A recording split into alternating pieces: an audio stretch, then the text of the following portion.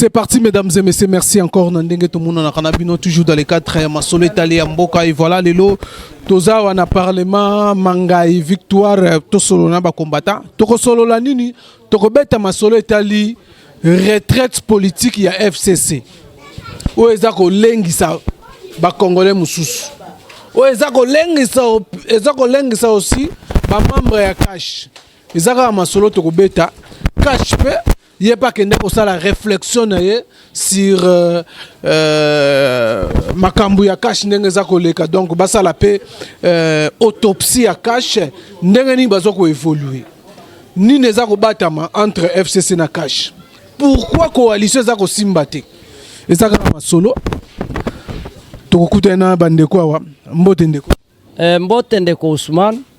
Voilà, alors les lots aux en cas parlement, tout quand même l'air tirnabioni par rapport à retraite politique, il y a FCC. Pour FCC Mikolo on dirait ba retraite c'est la mingi air moro ba okende na Lubumbashi ba zong le bazana na Congo central. Bino bosa l'air tirnin. Biso tozana lecture moko ya kosala te à propos ya FCC bakei séminaire d'évaluation. Les retraites politiques, mais séminaire d'évaluation, il y a des activités na bango. Mais en soi, Bazali na panique. Il cherche comment babimisa mobulu sous prétexte que dialogue ezala. Mais ezali un coup d'épée dans l'eau. Na yebisi bango bazo perdre temps na bango pamba. Ba muke. Baza elo côté. Donc, il y a combat, c'est comploter contre les chefs de l'État. En quelque sorte. Mais oui, je le confirme. Pourquoi? Vous avez une coalition. Papa, terre à bord. Donc, biloko mwana mobali, oyo azali kosala, président de la République azali kosala, pendant 18 ans, basala ango tende pesi bango panique, bakomi na diarrhée verbale. Oya lobaboy, Shadara lobaboy, Mova lobaboy, Yemoko baluki, donc eza panique. Et puis, à titre de rappel, oyebi que 4 anciens présidents bauto zalawa. Oyo bati pression na mokonzi na bango que a quitté pays. Nde omoni bakomi na buluyek. Donc bino bozo bangati. Toko bangelo konini. Un parti au pouvoir toke no banga batu pamba wana. Bazana machine, quelle machine? Bazana pouvoir continuer toujours. Quelle machine? Ceux qui bazami bali ba meka, Ousmane, ceux qui a solo bazami bali ba meka, ba komona. Au moins une démonstration de force. Il y a arrivé à Jamar Kaboun. Ceux qui ba meki ba komona. Ceux qui ba meki ba komona ango. Voilà, alors Bino peut cacher dans mon équipe que c'est côté les Bino cache peut bender quelque part pour réfléchir sur la situation il y a politique au sein de cache. En tout cas, je n'ai pas cette information là. Cache bazana bango calme, très serein. Mais de temps en temps il faut et si kabatu bazali, il faut bakuta na ba solo. Hein? Mais cache ba kego solo makambo te ke o bazo bango bi bazana panique eloko moko boy. Parce que le cash est au pouvoir. Hein? Le pouvoir effectif, papa. Ok, merci. C'est moi qui te remercie. Mbote ndeko Ousmane. Ba réflexion surtout ba lecture par rapport à retraite politique au FCC qui annonça quand déjà bien avant que ba des retraites maintenant bazana retraite politique bazo ça la évaluation na bango il y a plateforme na bango mais quelque part c'est comme si ils ont bangisa même Bino na cash, même les combattants, même les Congolais. Que soi-disant, c'est comme si on réunion na bango, évaluation na bango, quelque chose pour nous comploter contre le chef de l'État, surtout avec tension aux amis entre FCC cash. Merci Ndeko Ousmane. À propos de la retraite politique, ndenge bango ba dénommé yango ya FCC, biso tozo considérer que zali parmi des activités normales d'un parti politique, d'une plateforme politique, parce que là ils ont garanti bango bakoyi ko exercer l'activité na bango et c'est tout à fait normal, mais dire que non nous avons peur je ne crois pas parce que nous avons la population derrière nous. Vous savez que la politique et le pouvoir est assis sur le peuple. Et nous avons le peuple derrière nous. Toza na kobanga morote. Mais seulement, eloko et tikenga na kati ya soi-disant retraite, et bah propos ya Henri Mova. Tant azolo bakeno.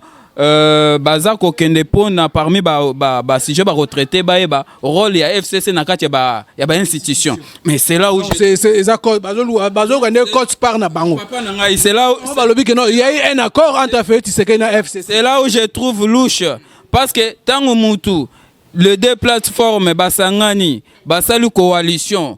Une fois chaque plateforme ba pesi ba membre ba coach na kati ya gouvernement ba équipe varese na bango ya ba parti politique, ils deviennent des hommes d'état qui œuvrent au sein des institutions de la République ou ils allaient supervisés par un chef de l'État. Et rôle bango ba ko jouer ezali rôle ya ko concrétiser la vision du chef de l'État par rapport ya bien ya mboka ndenge ya zolinga mboka ezalela. Donc, je suis en train de me poser de quel rôle au bango bazali ko senga. Au bango bazali ko luka. C'est là où maintenant, toza kolbake, tozali ko talela FCC avec un œil là vigilant. Parce que toza ko constater que non, depuis que bazo sa moi ba réunion par-ci par-là, bazo pe sa ba discours moko pe za ko matisaka moi moto na kati ya opinion et tozo constater bablo moko ya bienté, c'est là où tozo ba que tozali vigilant, tozo landela bango. Mais quant à ce qui concerne les activités, ils ont droit de faire des activités comme des acteurs politiques, d'évaluer, de faire tout ce qu'ils veulent, mais c'est là ce qui l'activité na bango est commis ko toucher na bon fonctionnement ya l'État peut pousser na désobéissance civile pour renverser les institutions de la République. À ce moment-là, ils nous verront sur leur chemin. Alors, tout le monde qui aussi, Jean-Marc Abound, le secrétaire INC, Jean-Baudouin Mayo, on peut pas convoquer qui cache une réunion d'évaluation au Bazoro Sala. N'habite, c'est Yangotek Mtezako et Bangi Sibino, peut-être que nous cache peut pas qu'il rapidement, ça la évaluation. Nazali Koebisa Open Azongeli Susu. IDPS, peuple congolais, bazana sima na IDPS, bazali na sima, ya Félix Tshisekedi Antoine Tshilombo, chef de l'État. Hein? Donc, toza na bobangi morote ya Songolo. Ce qui cache Bakei, ko CG, ko sa la réunion, ya évaluation, soit une réunion Songo Pakala, et zali peut faire partie ndenge na uchu koloba ya FCC, et ça faire partie ya ba activité normale. C'est là où je dis que eza kotalisa que coalition oyo tozali na bandeko ezali coalition ya contre nature, ezali coalition ya contre nature oyo un jour esengeli le chef de l'État ayeba nini esengeli asala après ce temps d'une année oyo to retraverser parce que c'est là qui si ba faiblesse na yango nyonso. Et je crois qu'avec ça na lire oyo soit bakokota na chef de l'État l'année prochaine dans l'hypocrisie et soit bakoluka luka eloko moko ya mabe oyo koki kozongisa lisusu mboka pe na pepe na biso na kati ya misère. Mais nalina profiter na micro na yo ndeko Ousmane na lancer appel na population ya Beni Butembo botalanga malam. Il y a 18 ans, MONUSCO sous le régime ya Kabila botikala côté mais la bangote tous mon manifestation mon côté. En tout cas tout mon manifestation mon côté population ya Beni bosala contre MONUSCO sous le régime ya Kabila. Mais à Kinshasa to sala yango tout mon yango ezaka supervisé. Nathan wana cette action là parce que so batu baye baraté action ane salamaka o MONUSCO ezaka attaqué et salamaka sous supervision ya ba membre moko ya eu de PES ba misusu bazaka ba secrétaire ba président sectionnaire à l'époque il y a université ba misusu ba président fédéraux il y a eu de PES na ville province de Kinshasa ezaki recette il y a une mobilisation Kinshasa tolakisaki yango tant to monaki kezoke malamte. Mais avec Félix Tshisekedi la MONUSCO est en train de jouer son rôle convenablement. Bato bazolo banine que mon jouer rôle convenable, il a tué un Congolais. mais le Monisco est tué. Ce sont les ADF. Il faut signaler aussi que non, les ADF, actes, action, posées, ce sont des actions sporadiques. Et ça, c'est que bakangi village, bakangi territoire, non. Ce sont des gens au bazar déjà neutralisés, mais nakoki manabangoto, moi tranche ya bato batami, so bozo rêver basani badodi. Alors Nathan wana bokoyo kolobate Monisco esa lelote. Monisco eza ko sala jouer un grand rôle. Monisco ezali ko aider FARDC sur le plan logistique. Monisco ezali ko fournir ba renseignements. Pe Monisco ezali ko enquêter sur les dossiers sensibles oyo ba certains généraux politiciens au bazali impliqués na kati ya situation ya insécurité na est. Je crois et je suis sûr, ce sont ces gens-là qui sont en train d'instrumentaliser la population pour dire comme quoi que la Monisco ne fait rien. Et à savoir que mais tu l'as dit général na bango le nom Kimingai alobaki Kasereka alobaki non abi bango ba ko kota na action FARDC sans que bazala invité.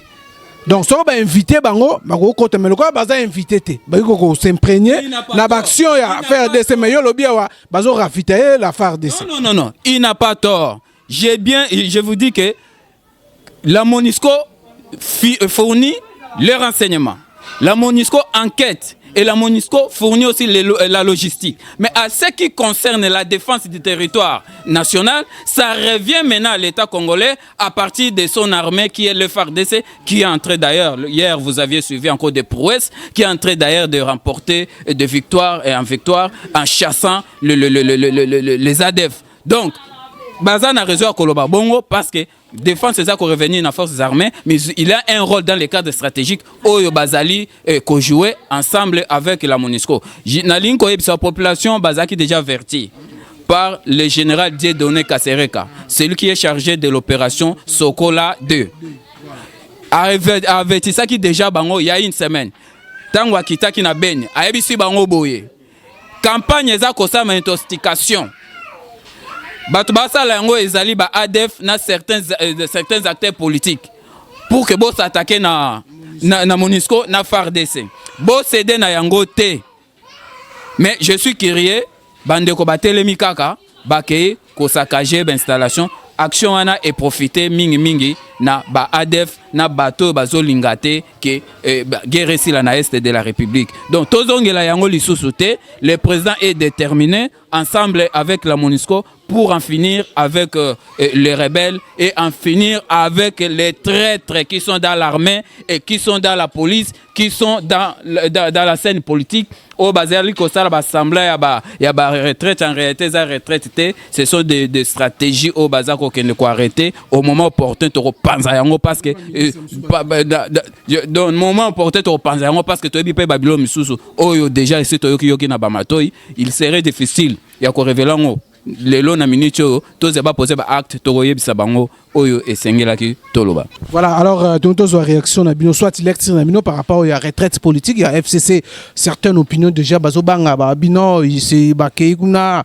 ba zosala ba plan pour comploter contre les chefs de l'État, les pouvoirs chefs de l'État afin que ba koué sa pouvoir wana avant une année naé wana certaines opinions ba congolais opinion congolaise mususua donc na habité bino na ba combattant bozana pouvoir bande kwa chipé bazape quelque part bazo réfléchir sur évaluation politique ya cash na habité lecture nini yozo sala Ndeko Ousmane merci ozoto nangai FCC bakei na Kisantu na habité cette fois-ci soki ba memi ja marketé parce que la fois passée ba memi ja marque agenda ko matana punda on est allé ba négociation na ba négociation mais yambalo yo FCC ya jamais kabun yo poser une question na zo répondre yo tika pe na bandela ko tonga na lingo bandela suka na yo sukisa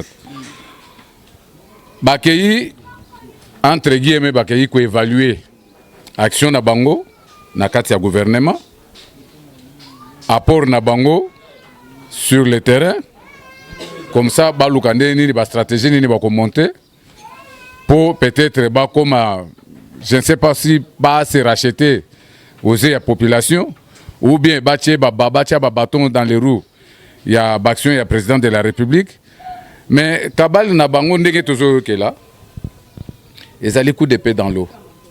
Tozoyoka nini? Ngate tozoyoka te bato bazolanda faut koloba nde bozoyoka boye. Boule na bango bayebi que Félix azalaki élu na suffrage universel, azana mandat ya 5 ans. FCC, majorité présidentielle, PPRD et alliés, ils ont géré ce pays pendant 18 ans. Félix, moins d'une année, a sali ba prouesse, a la kisi volonté, na amour azanango pour le Congo.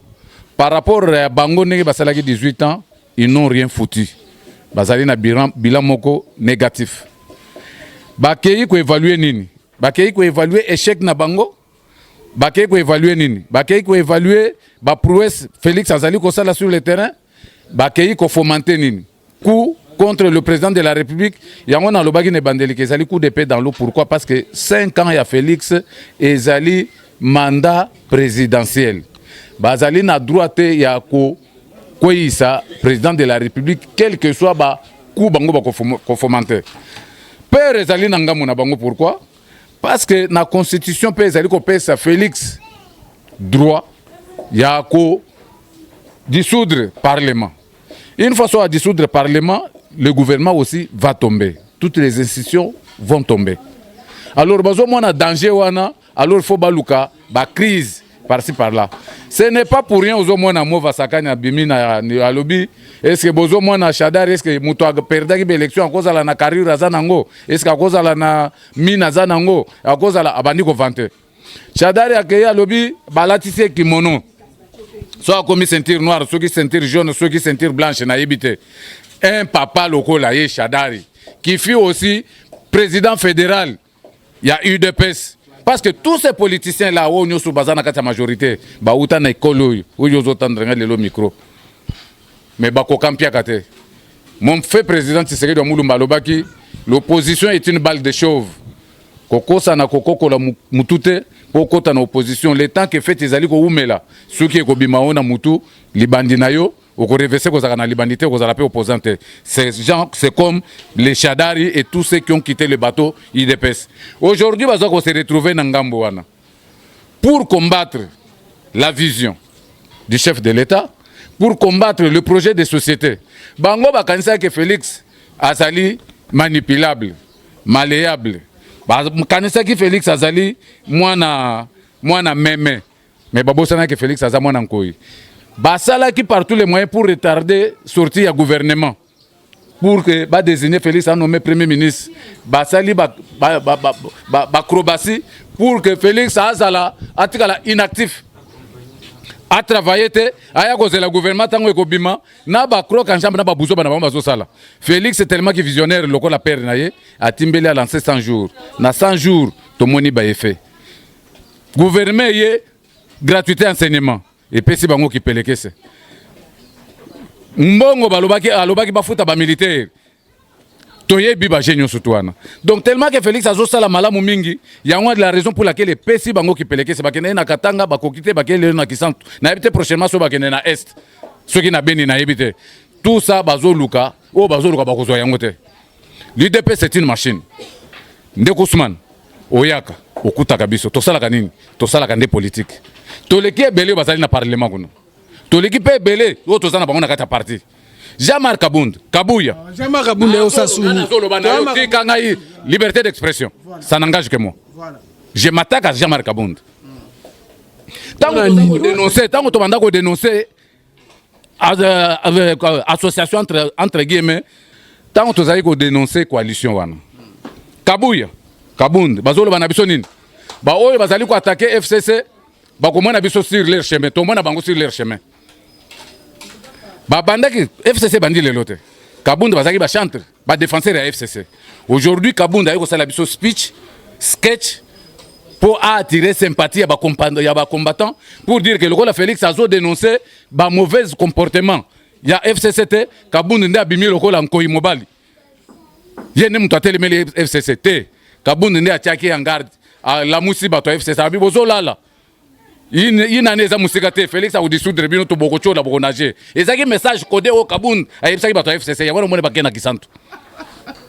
Uzo kan makabana zolo banayo. nga nazoloba nazali combattant ya UDPS nazana souci ya parti nanga Kabund azosala eloko mote Kabuya azosala eloko mokote. Où est la visibilité de l'UDPS sur le terrain? Tu vas partir à Mike, les a parti, les a implanté partout, par-ci, par-là. Kabund, Kabuya, a se déplacé dans la province pour aller implanter l'UDPS. Kabund, qu'est-ce qu'il a fait? Kabund, à mettre le bâton dans les roues après la vision chef de l'État. Félix a déclaré qu'il n'a Namibie. Je suis en train d'attendre une certaine majorité. Dès que je rentrerai au pays, je vais nommer un informateur. Kabunda qui a négocié na Mouilania, na FCC, pour avoir poste de vice-président de l'Assemblée nationale. Non, la majorité est déjà dégagée. Moi, je dénonce. Et Nazali ko dénoncé avec pincement au cœur. Kabund a Koutaki UDPS. Lorsqu'on avait créé l'UDPS, Kabund peut-être à Botamaki Nante. Ou bien à Botamaki, mais à Takou Namutuna Eba Koutou un jour à quoi adhérer à parti Mokosongolo UDPS. UDPS c'est Koufela Batou. UDPS c'est Tikaba orphelin. UDPS c'est Tikaba veuve. Na Bavef Bazali. Bissoba combattant UDPS, nous sommes tombés sur le champ de bataille. Kabund a l'acception de Kazali extra combattant. Kole Kababisoy. Kabund azo sala de façon que l'IDPS disparaître. Ayeba que l'IDPS ne peut disparaître en complicité avec l'FCC. FCC qui fait disparaître Kabund l'IDPS ni Kabund a fait disparaître l'IDPS. Nous allons faire notre mandat et en 2023 va se préparer ceux qui voter bisoter démocratiquement. Nous avons combattu dans ce pays pour qu'il y ait un état de droit et la démocratie. La vérité des urnes, Félix avait été bel et bien voté par la majorité des Congolais. En 2023, ceux qui ont renouvelé confiance, il sera encore voté pour deux mandats et par après, à Vandi. À cause de la locola, Moussousso, Ndekona Bango Bazo, Moutou, DS, n'habite sur Ibatouana Bakena, Nakisan, tout ça, la Constitution. Entre guillemets, les professeurs, les juristes. Soi-disant. Est-ce que la Constitution? Kabila a Kozonga na pouvoir, dans quel mécanisme? Voilà, merci. Merci. Kokatanga ide na sengyo boy. UDPS est créément na contestation. Na mauvaise gérance ya Mobutu. Ba père fondateur ya UDPS ba telemela Mobutu ba komela lettre à 52 pages ba l'accès que nous tambousa mboka malamu te. D'abord avant cela, manifeste de lancer et donc tchaki de multipartisme na démocratie zaki na kati.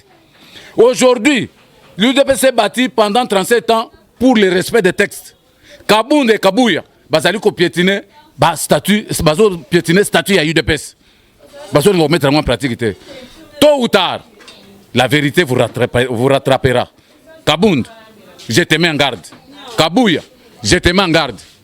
UDPS beaucoup taka yango, pe beaucoup tika yango. Ba combattant UDPS, ba ko démérer toujours. Parti socialiste suédois. Un siècle na pouvoir. 5 ans ya pamba. Bozo ma parti. Pour l'intérêt personnel nabino. Pourquoi? Vous le faites pourquoi? Dans quelle intention? Kabila obisoto décrié que nous a géré ma bé, Les lois commis partenaire nabino. Na kuku. Après ça bino bambongo. Kabuya l'avait bien dit. Bakenda na kingakati. Mais coalition est constitutionnelle, non? Coalition par la force des choses au Kabunda kenda ko négocier na FCC. Toi, tu crois que si Félix avait nommé, désigné un informateur, Baton n'a pas ma majorité? Kabund, c'est un traître au sein du parti. Voilà, merci. Merci. Bonjour, combattant. Bonjour, Ndeko Ousmane. Alors, tout ça quand même une réflexion na bino pour na bozobanga FCC na qui sent tout retraite politique bazo ça la évaluation mais des interprétations ça et belé ça ko Obama. Alors on a habité bino pe bozo ko banga to eza kaka na habité son na ko ndenge nini so bozo banga vraiment retraite bakoti pour na bango pour na évaluation puis baluka par na bona kata ben institution. Oui, Ndeko Ousmane, ndengo mutuno tuninga bazana retraite. Ce qui tozo banga te parce que tozo déjà na pouvoir. Le président de la République est le garant de la nation. Pouvoir mais besoin contrôler l'institution bokate, besoin minorité. Président zo contrôler nion surtout parce que tant to sali basali coalition, l'autorité morale de la coalition c'est le chef de l'État. Kabila na Félix. Non, Kabila zali autorité morale ya coalition te. Constitutionnellement, ce n'est pas Kabila, c'est le président Félix. Ce n'est pas Kabila. Retraite au baké, au salaire retraite. Bisoto bangate. Retraite au baké, nzamba le beli bangoni. Baye bisabiso nzamba. Retraite politique. Oh, mais bayebisa biso nzamba lobeli bango. Message ni nzamba pesi bango bakoya nango. Eza ya 3 jours ici. Yako déstabiliser l'institution. O ezali établi na kata mboka. Bakokate. Bakokate. Bazali na pouvoir pendant 18 ans, non? Bino ne mtu penser na ba ya déstabiliser to eza vraiment plan ba côté li retraite. Mais plan ba côté li retraite passe ba Monique aller président Zokeni na yango.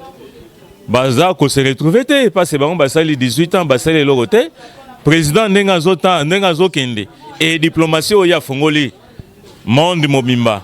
Et sika bango ba bebisaki biso doke to arranger yango. Ba moni ba action ya chef de l'état Nenga Zokende.